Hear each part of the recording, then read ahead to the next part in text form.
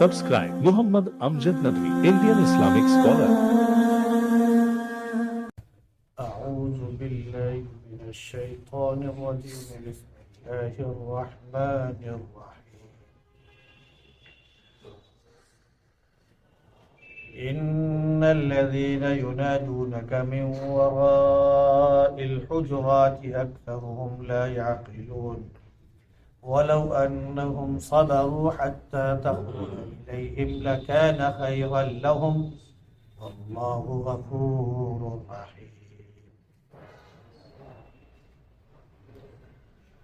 إن الذين ينادونك من وراء الحجرات أكثرهم لا يعقلون شک جو لوگ حجرے کے پیچھے سے آپ کو پکارتے ہیں اکثر لوگ عقل نہیں رکھتے. اگر وہ صبر کرتے یہاں تک کہ آپ ان کے پاس نکل کر آتے تو ان کے حق میں زیادہ بہتر ہوتا. اور اللہ بڑی مغفرت کرنے والا رحم کرنے والا ہے.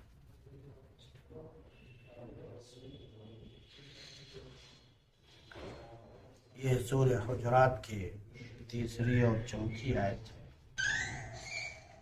اس سے پہلے 3 آیتوں میں نبی کریم صلی اللہ علیہ وسلم کی عظمت کا بیان تھا. نمبر 1 کوئی تو اللہ کے نبی صلی اللہ علیہ وسلم اگر موجود ہو تو آگے نہ بڑھے. دوسرے کہ اللہ اور اس کے رسول کے کلام پر کسی کا کلام نہیں ہونا چاہیے. جو حکم صادر ہو گیا اسے بے چوچرا مان لینا چاہیے. تیسرے کہ اللہ اور اس کے رسول کے کلام کی مخالفت نہیں ہونی چاہیے. چوتھی بات یہ کہ نبی کریم صلی اللہ علیہ وسلم کی آواز پر کسی کی آواز بلند نہیں ہونی چاہیے ورنہ اعمال ضائع ہو جائیں گے. یہ حرکتیں اگر انسان کرے گا تو اعمال ضائع ہو جائیں گے اور اس کو پتہ بھی نہیں چلے گا. ہاں جن کی آواز تیز تھی اور وہ اللہ سے ڈرتے رہے تو اللہ نے فرمایا کہ جو اپنی آواز پست رکھنے کی کوشش کرتے ہیں اللہ ان کے دلوں کا حال اچھی طرح سے جانتا ہے, ان کے تقوی کو بھی جانتا ہے. ان کے لیے مغفرت ہے بہترین اور بڑا اجر.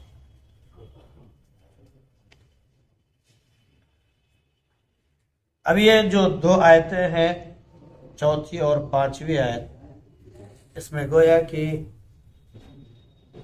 اجازت مانگنے کا ادب اور اصول بتائے گئے ہیں.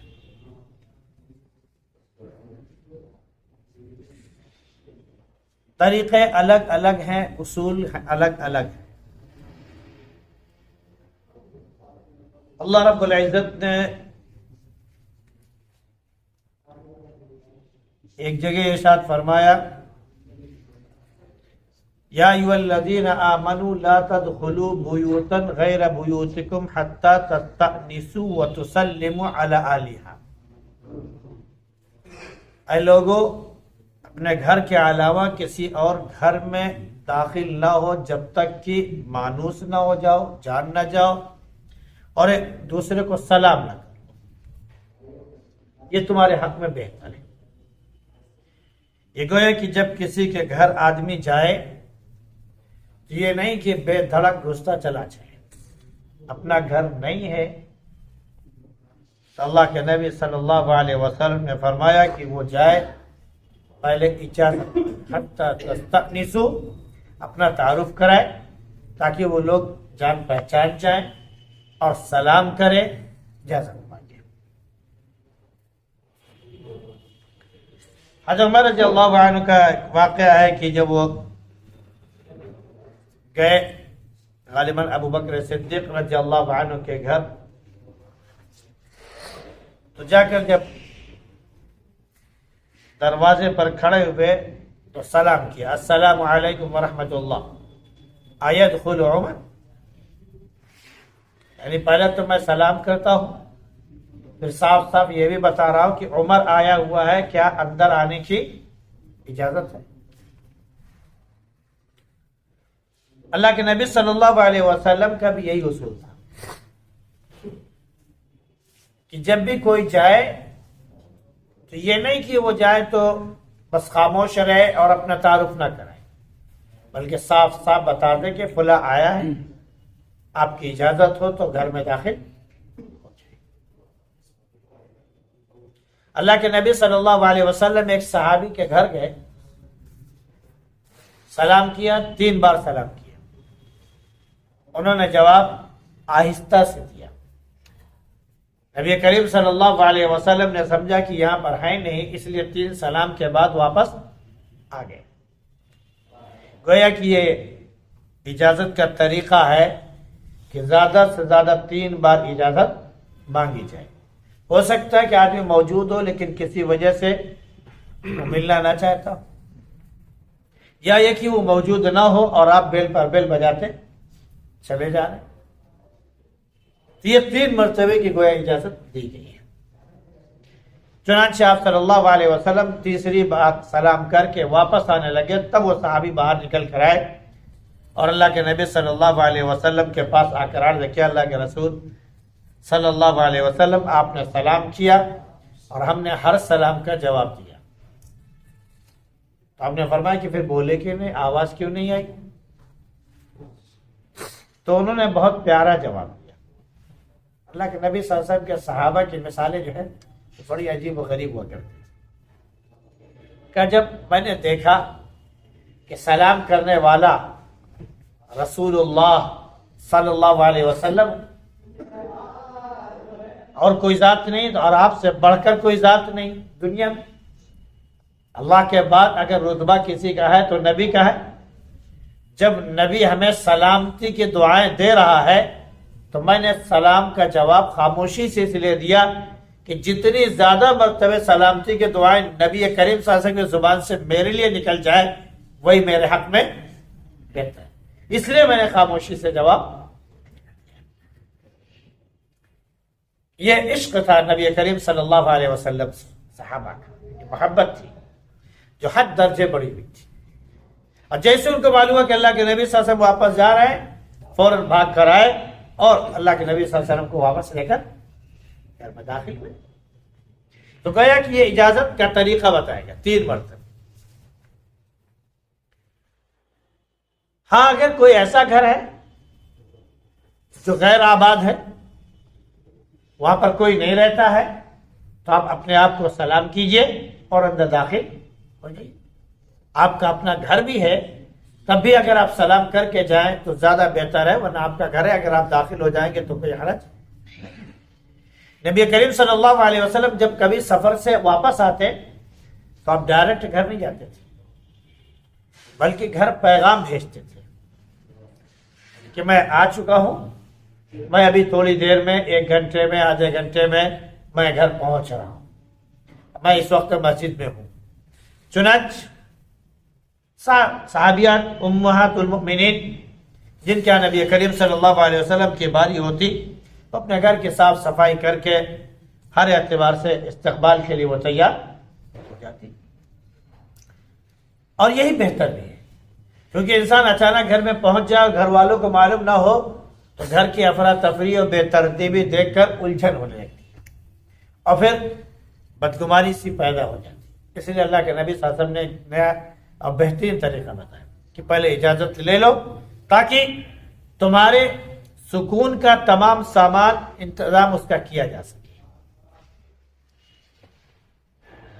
یہاں تک کہ اگر ماں باپ گھر میں سو رہے ہیں، بچے بھی بالغ ہو گئے ہیں یا اتنے بڑے ہو گئے ہیں کہ اب سمجھدار ہو گئے ہیں، تو ماں باپ کے کمرے میں بھی بلا اجازت نہ داخل، وہ بھی چاہیے کہ 3 وقت خاص طور سے اجازت لے کر داخل، 1 رات کے وقت سوتے وقت، 1 دوپہر میں اور 1 صبح کے وقت۔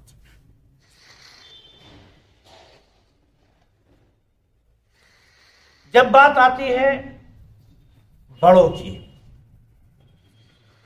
اور ان میں سب سے زیادہ افضل نبی کریم صلی اللہ علیہ وسلم کی ذات ہے، تو بڑوں کے یہاں نہ اطلاع بھیجی جاتی ہے اور نہ اجازت مانگی جاتی ہے۔ بلکہ ان کے باہر آنے کا انتظار کیا جاتا ہے، باہر آنے کا انتظار کیا جاتا ہے تاکہ کسی کام میں خلل نہ ہو۔ آج بھی بزرگان دین کے ہاں یہ اصول قائم ہے، اور بڑے بڑے آفسوں میں بھی قائم ہے کہ جب انسان کہیں پر کسی آفس میں جاتا ہے تو بس صرف ہلکا سے اشارہ کروا دیتا ہے کہ میں فلاں سے ملنا چاہتا ہوں۔ ملازم ہوتا ہے، وہ کہتا ہے ٹھیک ہے میں بھی پیغام پہنچا دیتا ہوں، وہ پیغام پہنچا دیتا ہے۔ اب ادھر چاہے جتنی بے چینی ہو، جب تک اندر سے اجازت نہیں مل جاتی ہے تب تک اندر داخل ہونے کی اجازت نہیں ہوتی۔ جب نبی کریم صلی اللہ علیہ وسلم کی ذات اقدس کا معاملہ ہے تو آپ کا تو ہر عمل، ہر کام اللہ کی رضا کے لیے اور لوگوں کو پیغام پہنچانے کے لیے ہے۔ ہم اور آپ پہنچے اور آواز دینے لگے۔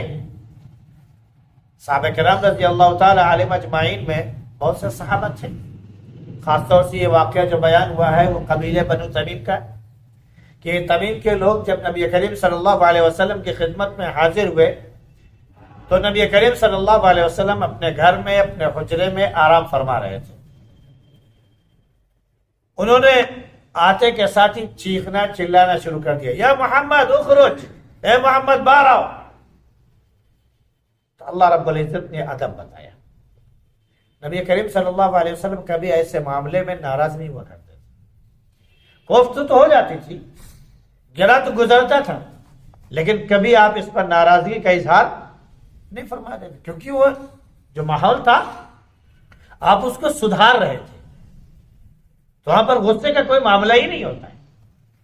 تو نبی کریم صلی اللہ علیہ وسلم اپنے لیے کبھی غصہ نہیں ہوتے تھے، ہاں سمجھاتے ضرور تھے، لیکن جب انہوں نے ایسے پکارا تو ایک اس وجہ سے کہ نبی کریم صلی اللہ علیہ وسلم کسی خاص کام میں مشغول ہو، آپ کو تکلیف ہو جائے، دوسرے کی کیا پتہ نبی کی ذات ہے، آپ نے چیخنا شروع کر دیا اخرج یا محمد، اور نبی کریم صلی اللہ علیہ وسلم پر کوئی وحی نازل ہو رہی ہو تو تکلیف ہوگی، ڈسٹرب ہوگا۔ اس لیے منع کر دیا گیا کہ جب نبی کی ذات آ جائے، آپ نبی کے دروازے پر پہنچ جائیں، وہاں پر چیخنے کی، اجازت مانگنے کی ضرورت نہیں، بلکہ خود نبی کریم صلی اللہ علیہ وسلم کے باہر آنے کا انتظار کیا جائے۔ چنانچہ ان کو کہہ دیا گیا کہ جو لوگ کمرے کے باہر سے، دیوار کے پیچھے سے پکار رہے ہیں، اکثر لوگ نادان ہیں، ناسمجھ ہیں۔ اگر وہ صبر کرتے یہاں تک کہ نبی کریم صلی اللہ علیہ وسلم خود نکل کر آتے تو یہ ان لوگوں کے لیے زیادہ بہتر ہے اور بہتر ہوتا۔ لیکن جب ان کو ادب معلوم ہو گیا، اپنے گناہوں کی انہوں نے تلافی کی، اللہ سے توبہ کی اور اللہ کی طرف رجوع کیا، تو اللہ رب العزت نے دوسرا اپنا جو اللہ کا خاص معاملہ ہے، اس نے اپنی خاص صفت کا ذکر فرمایا، واللہ غفور رحیم، کہ اگر انسان توبہ کر لے، اللہ سے معافی مانگ لے اپنے گناہوں کی، تو اللہ رب العزت بہت مغفرت کرنے والا بھی ہے، اور پھر ساتھ میں رحم اور مہربانی کرنے والا بھی ہے۔ اللہ رب العزت ہم سب کو اپنی کتاب کے اصول پر چلنے کی توفیق نصیب فرمائے۔ سبحانک اللہم و بحمدک ونشہد ان لا الہ الا انت نستغفرک